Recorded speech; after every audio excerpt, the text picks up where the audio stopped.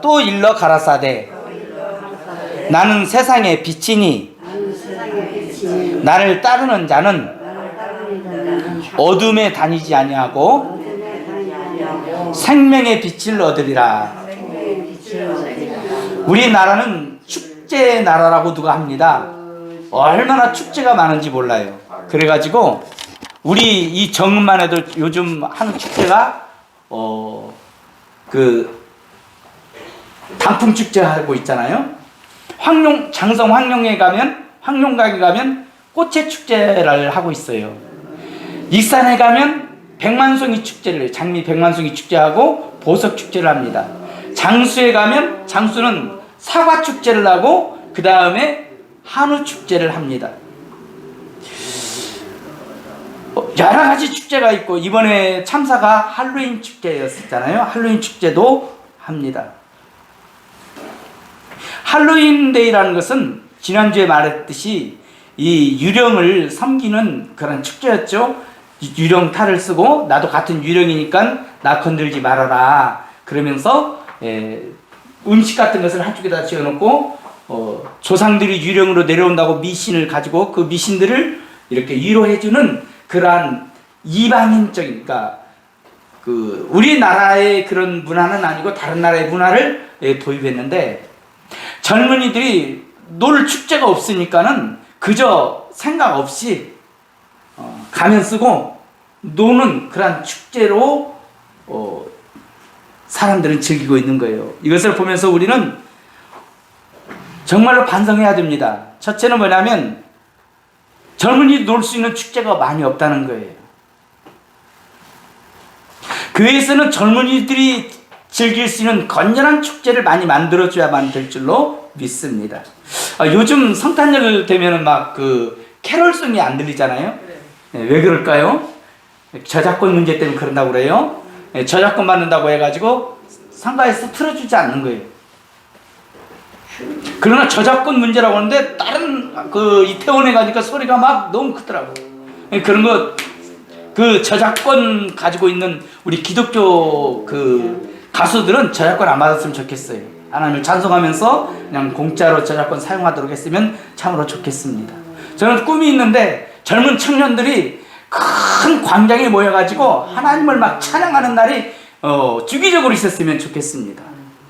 이런 축제가 있고 젊은이들이 그 에너지를 발산할 수 있는 곳이 있었다면 그곳에 그렇게 많은 운집하지 않았을 거예요. 두 번째는 이 참사를 정부 당국이 반성해야 된다는 얘기입니다. 오늘 아침 뉴스 보니까 천공인가 하는 사람이 이 땅에 젊은이들이 많이 죽어가지고 세계 사람들이 다 주목을 했으니 얼마나 좋은 일이냐고 망언을 하고 있어요. 이게 반성하는 사람의 태도는 아닌 것입니다. 정부에서는 자신의 잘못을 책임을 전가하려고 참사를 뭐라고 하냐면 사고다고 말을 하래요. 자꾸 사고라고 하래요. 용산구청장은 그거 주최 측이 없었고 자연 발생적으로 다 모인 거기 때문에 우리는 책임 없다고 얘기를 하고 있어요. 행정안전부 장관은 뭐라고 그러냐면 그거 우리 책임 없다고, 그때 경찰들이 많이 오고 뭐 있어도 별 수 없이 일어난 사건이었다라고 그런 무책임한 말을 하는 거예요. 경찰청장도 자신들의 잘못을 인정하지 않고 말단 경찰들에게 잘못을 전가하고 있어요. 무려 98번이나 신고가 들어갔대요. 98번이나 100번, 두 번 더 채우면 100번이야. 여기 위험해요, 압사당할 것 같아요, 와서 도와주세요. 그러는데도 그 신고를 묵살해버린 거예요. 그러면 정부는 거기에 대해서 책임을 져야만 될 줄로 믿습니다. 그리고 바로 반성하고 바로 사과해야 돼요. 그리고 입에 100개 있어도 할 말이 없는 거예요. 왜? 주최 측이 없으면은 경찰이나 정부에서 그것을 관여하고 자기들이 책임을 져야 돼요. 세금 받았으면. 그런데 우리는 책임 없다. 자꾸 그렇게 반성하지 않고 변명하고 책임을 전가하고 그러면 발전이 없는 것입니다. 비겁하고 소망 없는 정권입니다. 예수님은 빛이신 거로 이 어두운 나라에 빛을 주시기를 기도를 드립니다. 오늘 본문의 배경도 축제입니다. 어떤 축제냐면 유대인의 빛의 축제입니다. 아까 말씀드렸다시피 우리가 그리고 자막을 봤다시피 유대인들은 3대 절기가 있어요. 그러죠? 무슨 절기가 있다고요? 따라합시다. 유월절. 유월절은 뭘 잡는다고요? 양 잡는 날, 소 잡는 날. 내 대신 양이 죽고 소가 죽는 거예요. 그 다음에 무슨 절기? 맥주절. 맥주절은 뭐라고요? 보리를 거두는 시기에 보리를 거두고 하나님 감사합니다 하는 그 시기. 또 뭐라고? 수장절, 초막절, 장막절. 그 다음은 초막을 딱 지어놓고 하늘을 쳐다보면서 하나님 우리 조상들이 이렇게 초막 생활을 할 때 지켜줬죠. 우리를 이 약속의 땅 가나안 땅에 이끌어줬죠. 감사합니다 하나님. 감사하는 날. 그리고 사과고 그 다음에 포도고 뭐 막 거둬들이면서 하나님 감사합니다 하는 수장절 이날이에요. 그리고 저녁 때가 되면은 요 아까 그림에서 이거 봤죠? 이렇게 보면은 기둥 4개를 높이 세워놓고 거기에 불을 켜놓고는 빛의 축제를 하고 있는 거예요. 이 빛의 축제 때 예수님께서 말씀하신 거예요. 날 따라할까요? 예수께서 또 일러 가라사대 나는 세상의 빛이니 나를 따르는 자는 어둠에 다니지 아니하고 생명의 빛을 얻으리라. 따라할까요? 또 일러 가라사대. 나는 이 말씀 들으면서 마음이 아파요. 예수님이 물을 붓는 의식을 통해서 누구든지 목마르거든 내게로 와서 마셔라. 나를 믿는 자는 성경의 이름과 같이 그 배에서 생수의강이 나리라. 나는 물이다. 이런 예배 의식이 중요한 게 아니고 예배의 본질, 나를 믿어라. 내가 너에게 진짜 물을 준다. 이렇게 설교를 했단 말이에요. 그런데 이 어리석은 사람들이 예배 의식에만 지금 쌓이는 거예요. 또 이 빛 앞에서 막 춤을 추면서 노는데 정말 참 빛이신 예수님을 알아보지 못하는 거예요.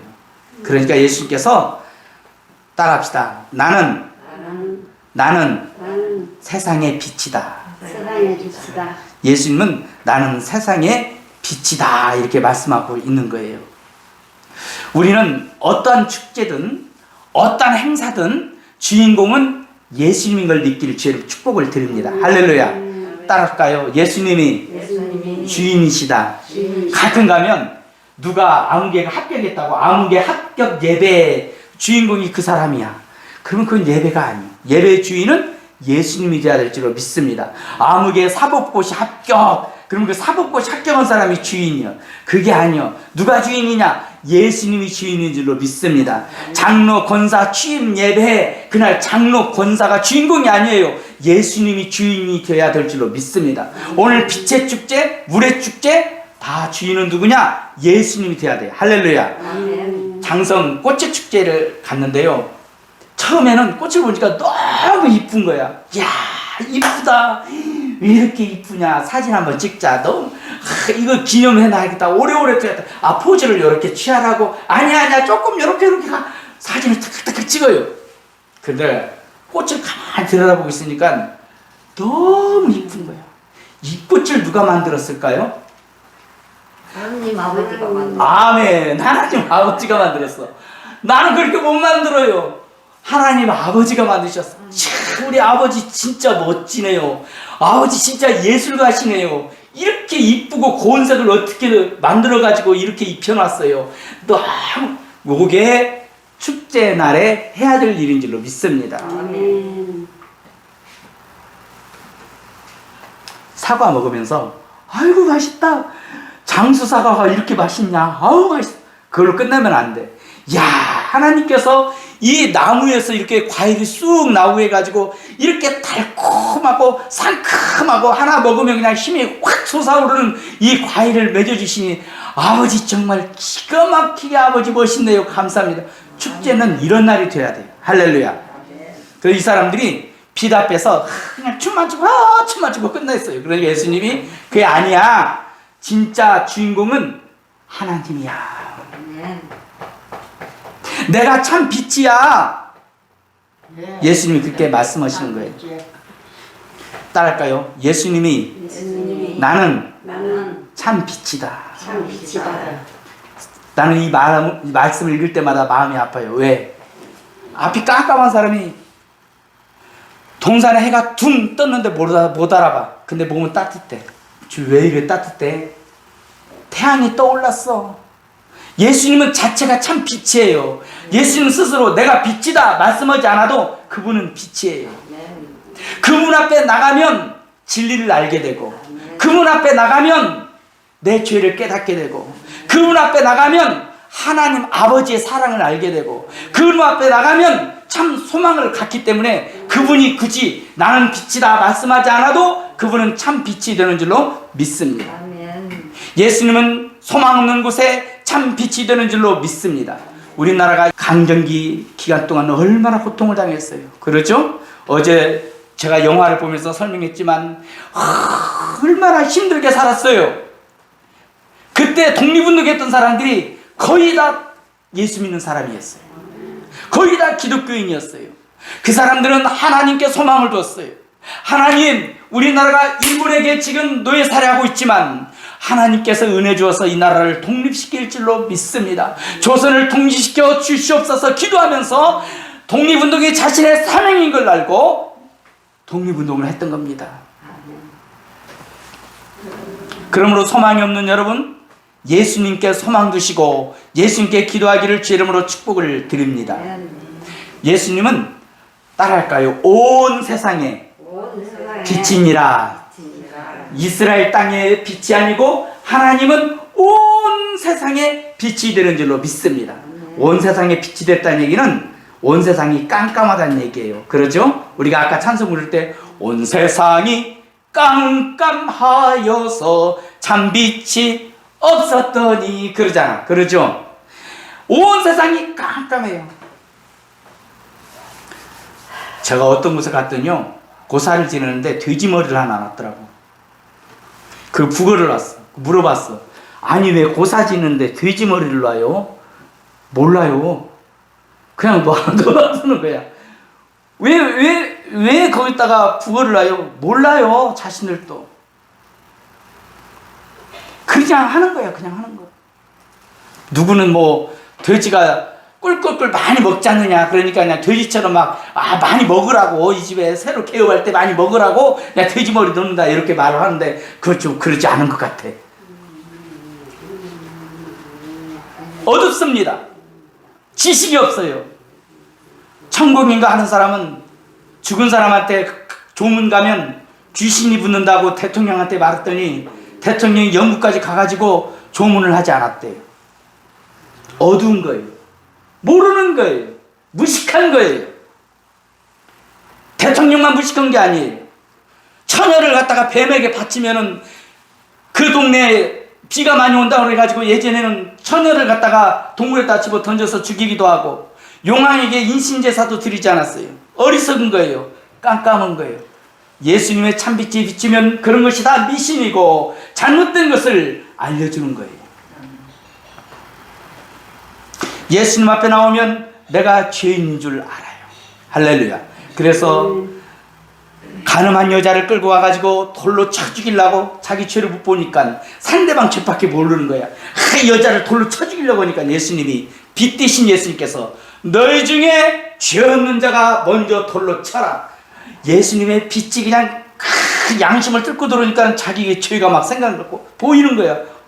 나도 죄인이구나. 내가 이런 끔찍한 죄를 지었구나. 여러분, 이 빛이 여러분에게 들어가기를 주 이름으로 축복을 드립니다. 축복이에요. 내가 죄인입니다. 나는 쓸데없는 놈입니다. 나는 진짜 죄인입니다. 나는 어떡할까요? 요게 축복인 줄로 믿습니다. 요것이 있어야 구원을 받아요.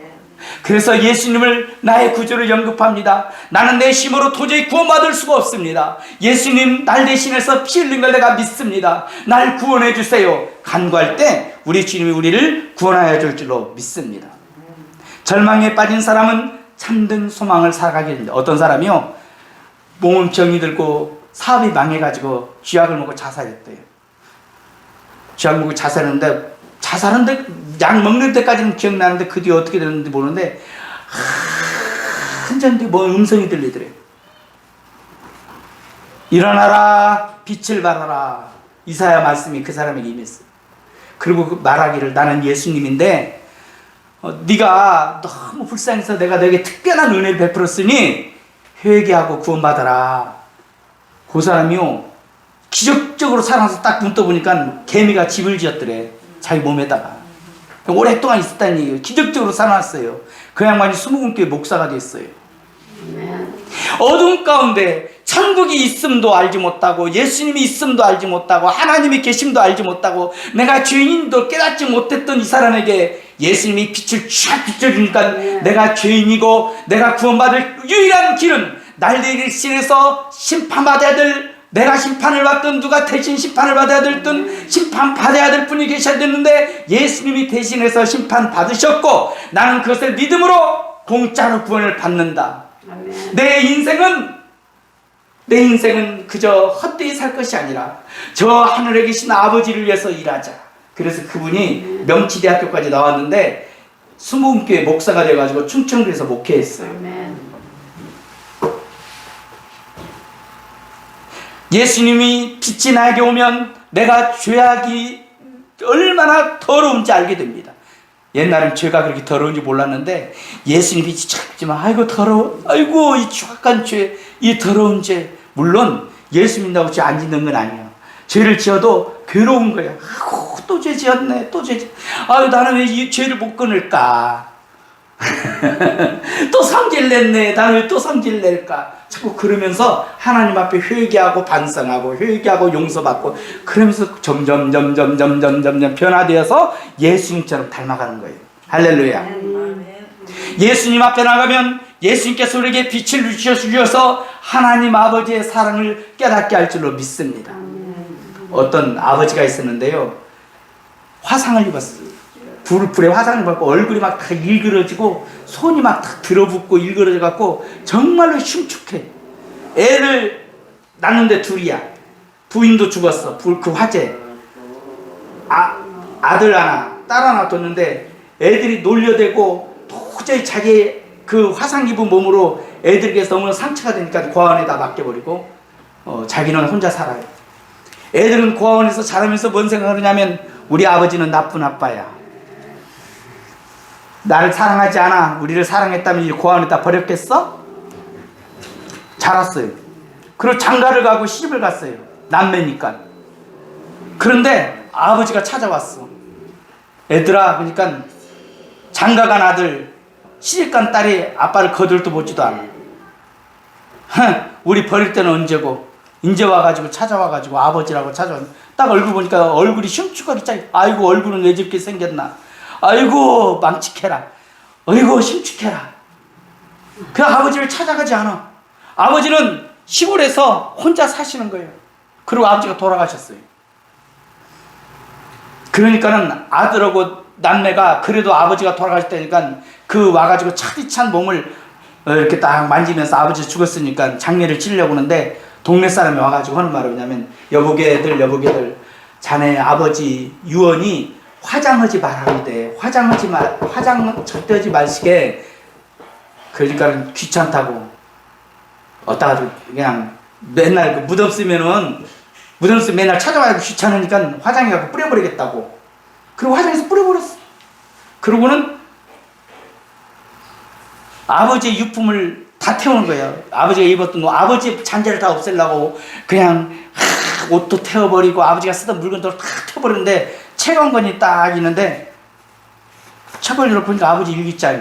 그래서 아버지 일기장을 이렇게 보니까 일기에 뭐라고 쓰냐면 여보, 자기 부인한테 쓴 거야. 여보 미안하오. 그때 애들이 당신 업고 나오다가 애들이 막 자지러지게 우는데 도저히 세 명은 구할 수 없어서 당신을 놓고 애기들만 구했소. 당신 먼저 가수게 해서 미안하오. 부인에게 쓴 편지, 그 다음에 자식들한테 쓴 편지야. 애들아 미안하다. 내가 너희들한테 떳떳하게 나서지 못한 건 내 몸이 너무나 일그러져 가지고 너희들에게 상처 줄 것 같아서 내가 너희들 앞에 나서지 못했다. 그러면서 마지막 유언인데 내 몸을 절대로 화장하지 말았다오. 내가 38년 동안 날마다 불 속에서 막 몸이 타는 그 고통 속에서 살았단다. 날 태우지 말아다오. 이 편지를 본 남매가 통곡을 했어요. 우리 아버지, 우리 어머니 몸이 일그러진 것은 날 구하려고 그랬구나. 예수님이 십자가에 못 박힌 것은, 따라합시다. 예수님이 십자가에 못 박힌 것은 날 대신해서 못 박혔구나. 죄가 하나도 없으신 분, 완전히 의로우신 분이 왜 십자가에 못 박혔어요? 왜 죄인처럼 돌아가셨어요? 왜 그 고통을 당했어요? 나 때문이야. 따라합시다. 나 때문에, 내 죄 때문에 예수님이 돌아가셨습니다. 기도하겠습니다.